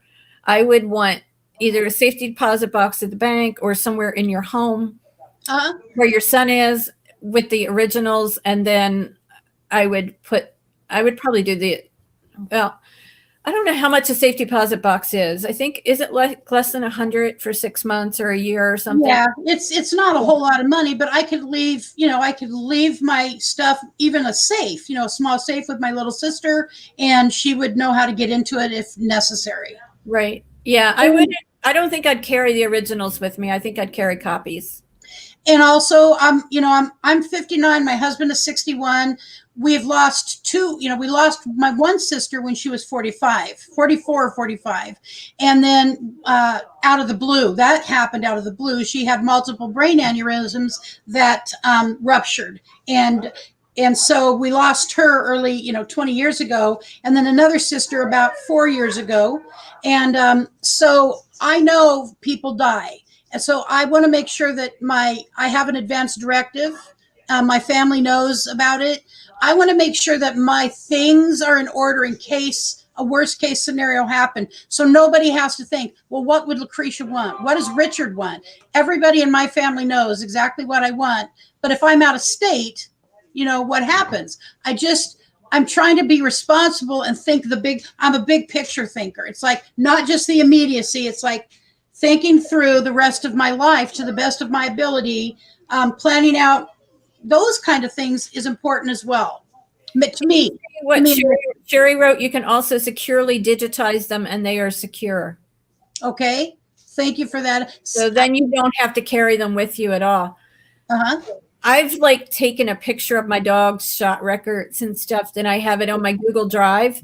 So no matter where I am on what phone or computer, I can bring that up and show it. Yeah. Oh, good idea.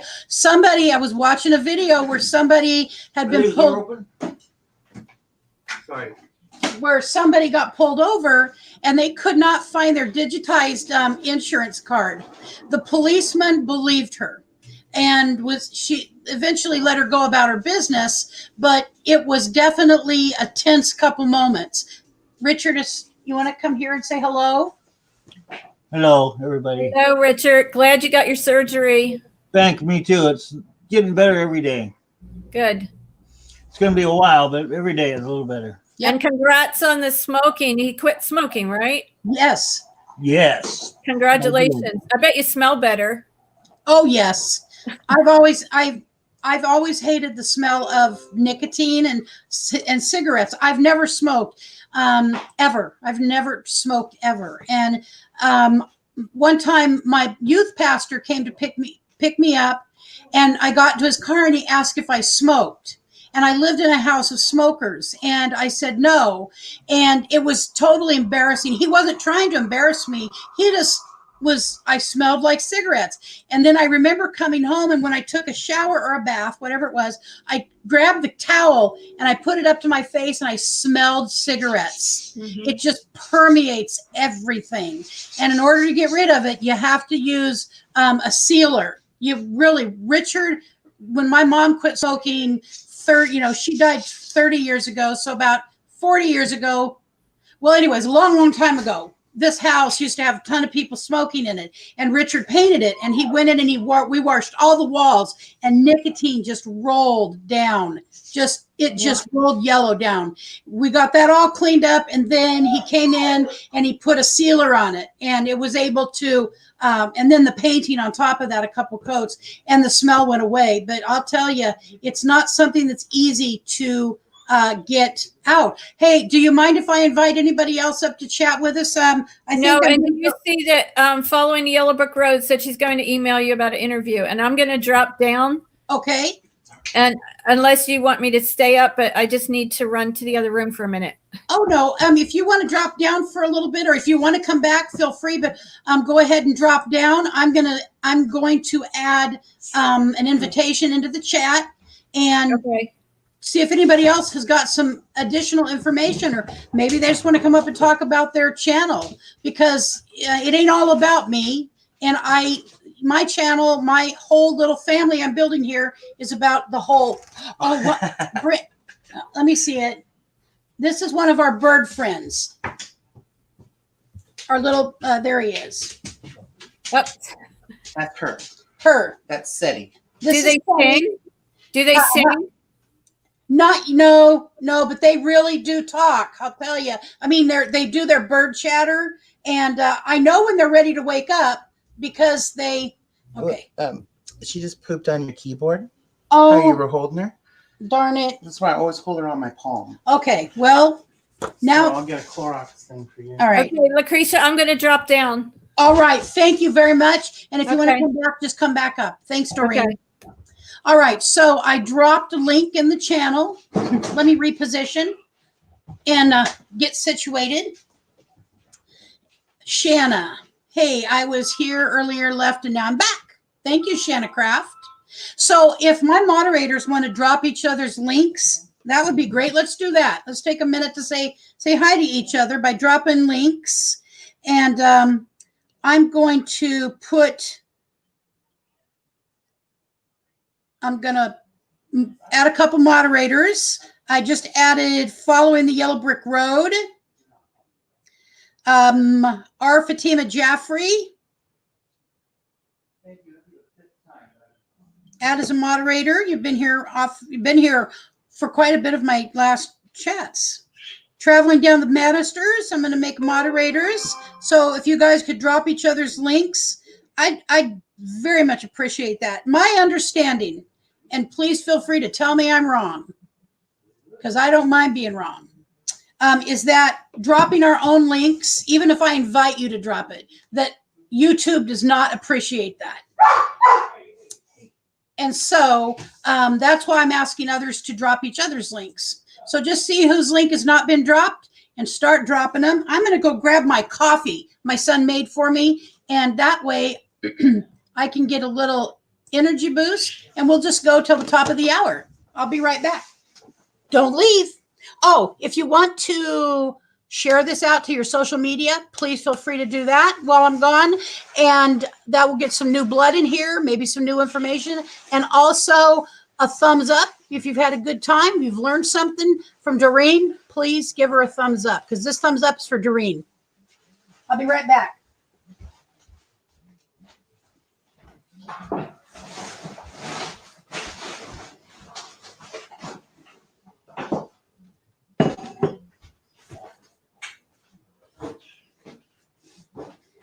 Hey, Brent, did you order stuff last night? No, Okay. because I bought the dog food. Okay. No. All right. Just wanted to be sure something wasn't missing. All right, I'm headed back.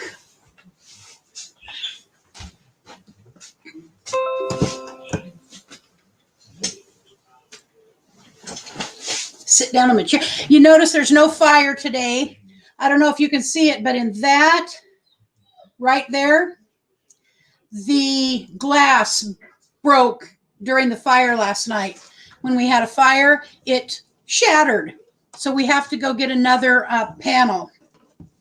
And that is a pain in the butt, but it has to be done because, you know, I bought a cord of wood a week ago and I want to use my fireplace. All right, let's see what we got going on. Forever Best Friend. Thank you so much for dropping that link, Kaylee. You know, I just enjoy building partnerships with people. Forever Best Friend, wonderful channel. Please, if you don't know for sure that you are a friend of theirs, go check it out, because they've had some changes to their channel, and I just encourage people to go and double check. And by the way, never mind, I'm not going to adjust it right now. I thought I was friends with somebody, and it turned out I was not. And so, and I don't know how it happened. It just happened. And so I'm going back and checking people out, making sure I am a friend to the people that I want to be friends with, which is pretty much everybody. I think there's only one person I unsubscribed from.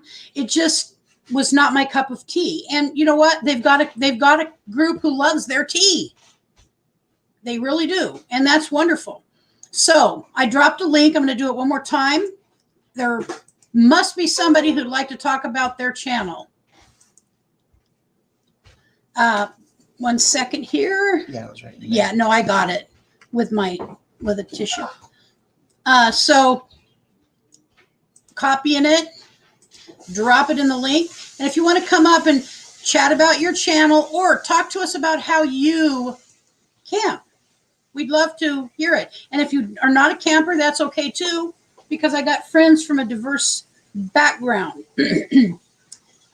So Forever Best Friend is only 216, 9 away from 225. Very good. All I right. lost 3 subscribers. What's that, Brent? I lost 3 subscribers. Oh, all right. When you're ready, just give me a wave. Hey, Charlie Grace. Hey, I'm waving. How are you? Good. Hey, I've only got a few minutes, but I wanted to say hi because it's always important to say hi. And I want to let people know, oops, take out the wrong earbud. For those people who have a delay, like you're seeing a delay right now in my mouth talking, we found out that it's actually a computer issue and not an internet issue. So we have a new computer on the way coming this weekend. That's what so I don't know if I've got a delay, if anybody is seeing a delay with me. I'm looking down at my phone and it is not going at the same rate my mouth is. Isn't that interesting? So we're learning a bunch of stuff, and it's been a you know, you learn. The more you do this, the more you learn, and that's okay.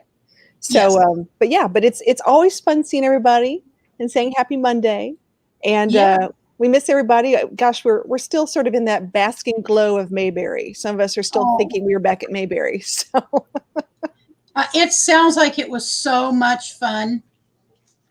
It was a lot of fun. And I'd like to say that for people, see what's going on down here. My dog's under my feet.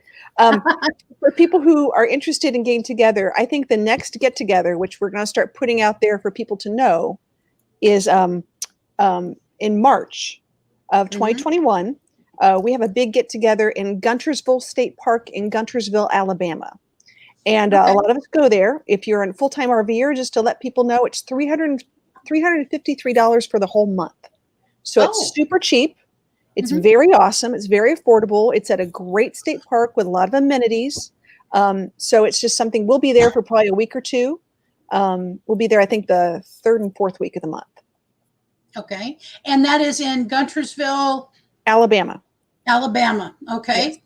And that's, so as you get more information about that, I assume you'll maybe have some kind of page up where we can link to and all that kind of good stuff. Absolutely. And it started out being a group of friends who were like RV entrepreneurs. So people who are interested in learning how to make money on the road and having job opportunities. So a lot of us actually, have remote jobs, or we hire people who work remotely. So for people looking to make money other than work camping or other things, it's amazing time. And it's a hangout. It's not it's a very loose put together thing, but we do something every day and every evening. There is so much information out there now about remote jobs and different types, whether it be, doing something on the internet or work camping, something of that nature. There's so much out there for people to do these days. I'm curious, do you guys have any interest in ever going full time? So we've talked about it. We're about as full-time as we're going to get for a while, because we've still got one that's not officially graduated high school yet. Okay. So when we get that last one out, it'll be a little different, but we have 5 in college. 5 in college? We have 5 in college. You have 6 kids? Oh, 6 my kids. Lord. Well, good for you. It's a little crazy. Yes, I had no idea, because you seem so calm and so centered of a person. It's because I work with dogs all day. That's why. There you go. That's it right there. Hey, one question for you, since you're the dog person. My beagle, who's 20, as I've told you many times, Patty, little Patty Cake. Everybody sleeps north and south on their beds. We don't sleep across ways, east and west.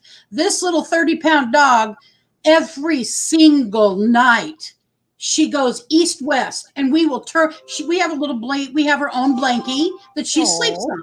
And so Richard and I turn her, like we're nurses, and we turn her. And then before you know it, she's up and walking around and kicking that blanket around, getting her body east-west. Curious. Nobody probably knows why they do that, but wouldn't it seem she would like, I don't understand. Okay, so I'm going to give you some advice, and I'll give you an explanation. So a lot of times when puppies are in a group of puppies, when she was probably born, it's a boy or a girl? She's a girl. A girl, I'm sorry. And an alpha girl. She's alpha. So they like to make sure that their two of their most sensitive areas, one is their bottom and one is their top. They like to make sure that those 2 things are covered and protected. Oh. And you 2 are actually protecting her as she sleeps. Okay. So that's one of the reasons. And that's why you see a lot of dog beds that have like the pillow around the sides to hold them in, give them that sense of security and comfort. So it's actually a comforting thing that you're doing. You think, well, why doesn't she sleep beside my leg? Wouldn't that be more comfortable for her? But she's actually using you for protection. That's why. Okay. And now I will wake up, and I tend to sleep on my left side, and she'll be completely down in the crick of my knees, like cuddled up in there. Oh, yeah. And I couldn't turn over on my back if I wanted to, because she has now owned it. But she doesn't like to sleep. Okay. Well, that makes sense to me. Yeah. It's a compliment. It's a wonderful thing. And people ask, like, why is my dog such a bed hog? I don't understand. Why can't they be in between? That tends to be the answer many times, especially for an older dog.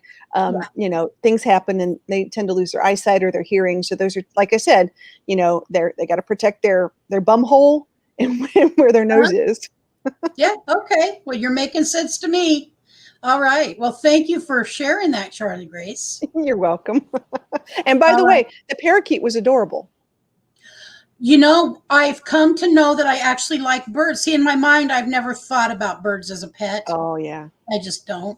But we had a roommate for a short time who had one, Mhm. and we missed him when Kenneth moved. We missed the bird. Aw. My son had really fallen in love with the bird, and so he got 2 to start with, and now there's 4. Oh my. And but I'll tell you what, even though the shepherd is, if the birds ever get on the floor, he's going to eat them. It's just going to happen. And so I think my son is believing the dog just is so sweet, which he is. The German Shepherd is a beautiful, sweet dog. But I know for a fact, I've talked with the dog. He wants to eat the birds because they're taking daddy's attention. Toy. It's a squeaky toy. It's not like he's trying to. Yeah, it has nothing to do. It's just a toy. That's what the way I look at it. Yeah, and that toy's taking daddy's tension away. Absolutely. Yeah, absolutely. So, yeah, anyway.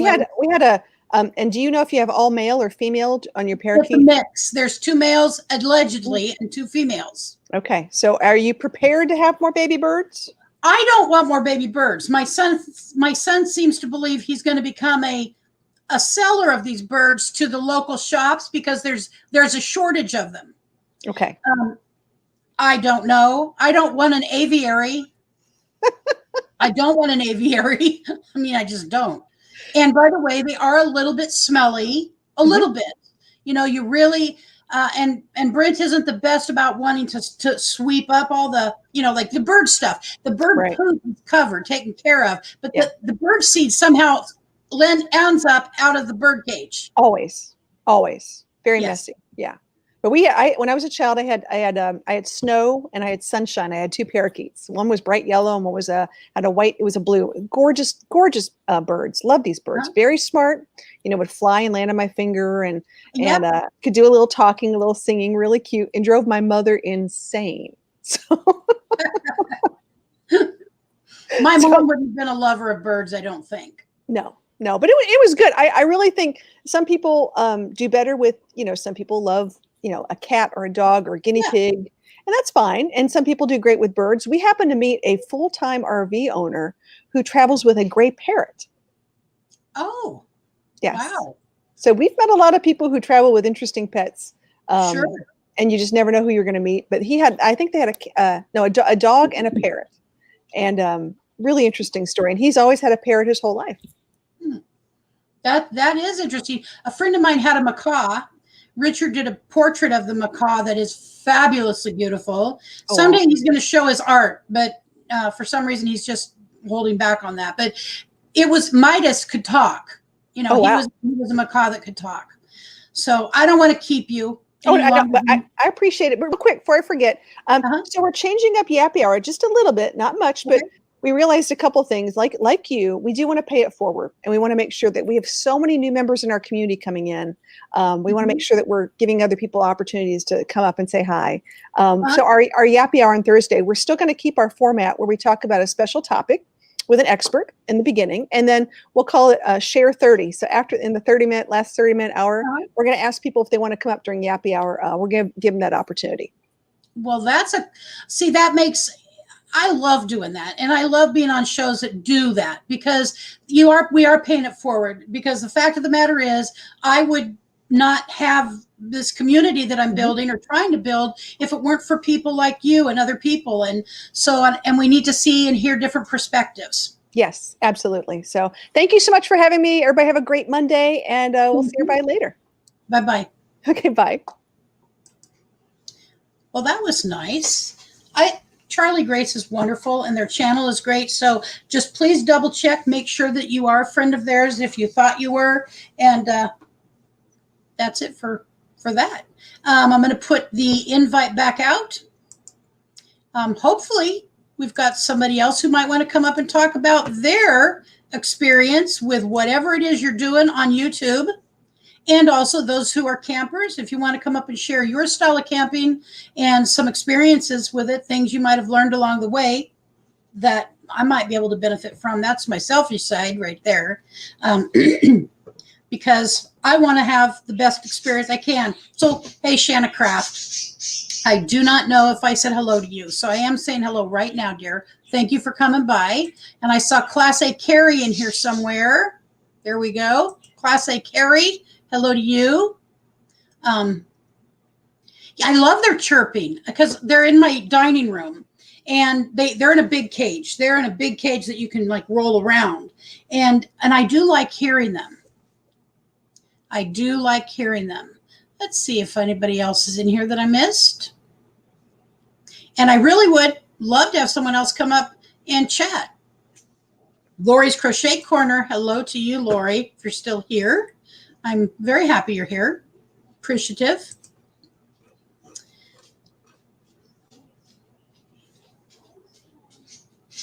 I don't believe she's a vet. No. I do know she has spent Patty Cake. The doggy went's out. Give me a second. Come on. We're going to leave the slider open for a little bit now. There you go, Sweet Pea.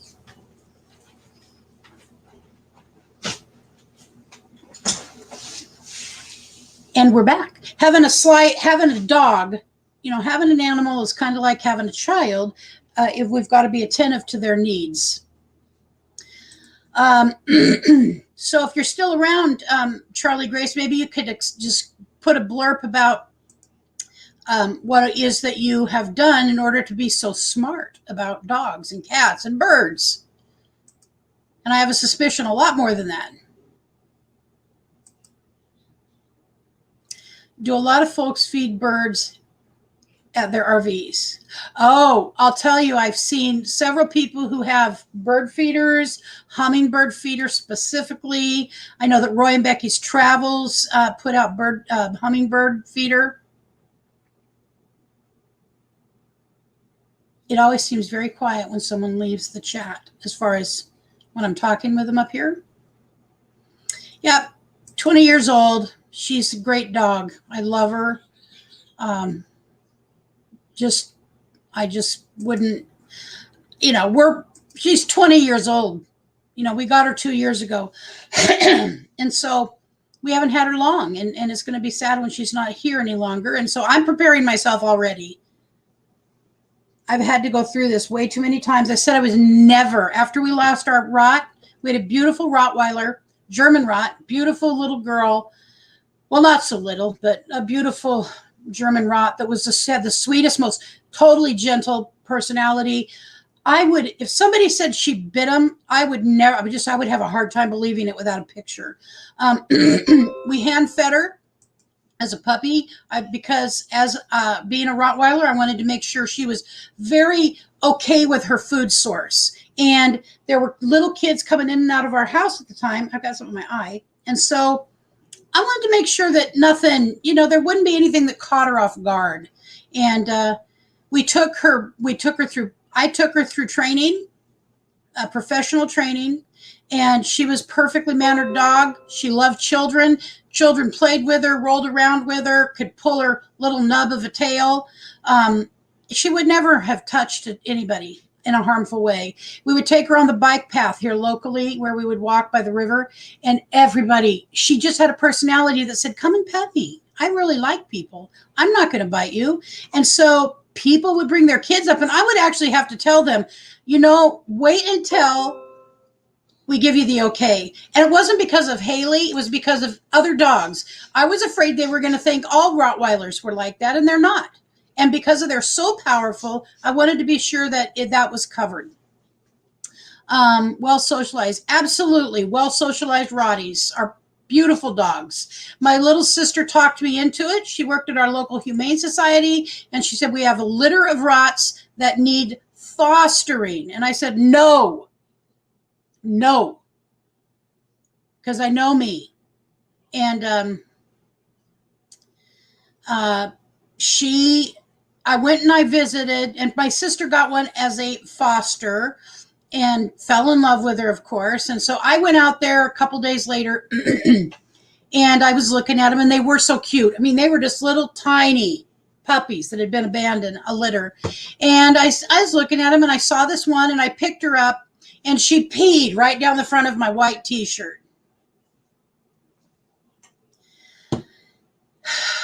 what was I going to do? Just toss her down? I chose her. She chose me. She marked me. I was her mom.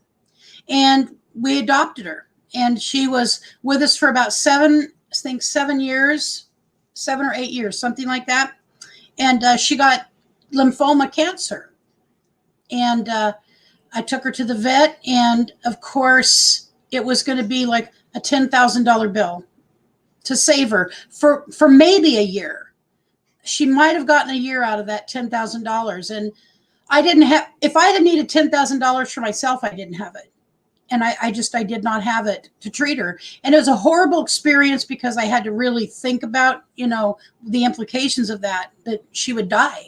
And we were able to keep her comfortable. The doctor told us it's about 30 days. And he gave us some medicine because her lymph nodes in her neck and throat, they were massive one morning. That's how I knew she was sick with something, is when I woke up, I always reached down to pet her, and she put her head up, and there was this huge lump in her throat. And I took her to the vet, and he knew right away, even though he said, I'll do the blood work to confirm it, but she probably has lymphoma cancer. And he was correct. It was almost 30 days to the day. And then one day, and she was okay. In those 30 days, she walked around, she ate, she drank, she was a happy dog. And then one morning she woke up and she couldn't lift her head up off the ground. And I had to call Richard home from work, and we had to put her in a sling and take her to our van and take her and have her euthanized. It was a horrible experience. And I have her little box of ashes and 3 kittens, 3 cats too, that I've had to go through that. So I said no. When Patty came to live with us, with my nephew, she came into our bedroom the first night. And I'm like, oh, you look sweet. Go, go, go, go. And then like the second night, she slept on our bed, and she just slept on our bed. It's like she knew what she was doing. And I'm glad that we decided to keep her. And she is 20. And the reason I know she's 20 is we know the man who got her when he was 4 years old, and she was a puppy. And so it all, I know she's 20. All right. Shanna Craft, foster dogs for a little while. It was a cool experience, but I don't think I can do it again. I could never. I just don't think I can, because I just get so attached so fast. I love them. I love dogs. I love cats too, but I don't want to travel with a cat. I'm telling you, so many people I've heard their stories have lost their cats. And there are people who don't. Gina's one of those people that has not lost her cat. So I'm content to have my 20-year-old dog. And I know that she will, probably maybe have another year or two. I can't imagine a lot longer than that, just because she's 20. And you're right. I've never heard of a 20-year-old dog either. But she's 20. And I just talked to somebody recently, today or yesterday, they had a 14-year-old dog. So they can live long and prosper. Wasn't that whoever it was? I can't even live long and prosper. Where are V staying? Got to get to, I've been on 2 hours, and I've got a video I am actually working on. It's a real video. It's content. And so I need to not use you guys as an escape, not to finish it. So I think what I'm going to do is I'm going to end this broadcast here, let you know that I appreciate everybody who came in today.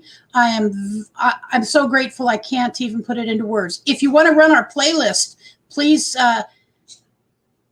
Kaylee, I don't know if you can drop the playlist link, but before I sign off of here in about 2 minutes, if you could see if you can. If not, our channel has it. It says everything, and I believe it has everything. I've been putting everything on it.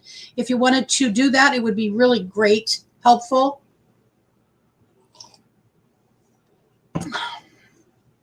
And we've gained hello, and that would be really helpful if somebody wanted to run our playlist. But I understand if you're busy what I do to people's playlists is I usually wait until nighttime, or I have an iPad that I don't use for anything else. It's old. And I put somebody's playlist on there and just let it run for however long, a day, 2 days. And I can bring up a couple different tabs and do that. So that would be really my fantastic travels. My cat is a rescue. I really love rescue animals. I do. It's just my nature. I picked Richard up on the side of the road, and I've picked other animals up. I mean, real animals, cats. Richard picked up a cat one time. We got a cat for a while, Maggie, and she ended up with kidney failure. Beautiful. Oh my gosh. She was with the kind of red and white and some black. All right. Everything playlist. Kaylee dropped it. Thank you, Kaylee. Thank you, sweetheart. I appreciate you so much. And I appreciate everybody who came. And really, if you want to run our playlist, right there it is. And I forgot to show you. I need to do this before we all leave. I'm going to share the screen. I'm going to go over here to Chrome.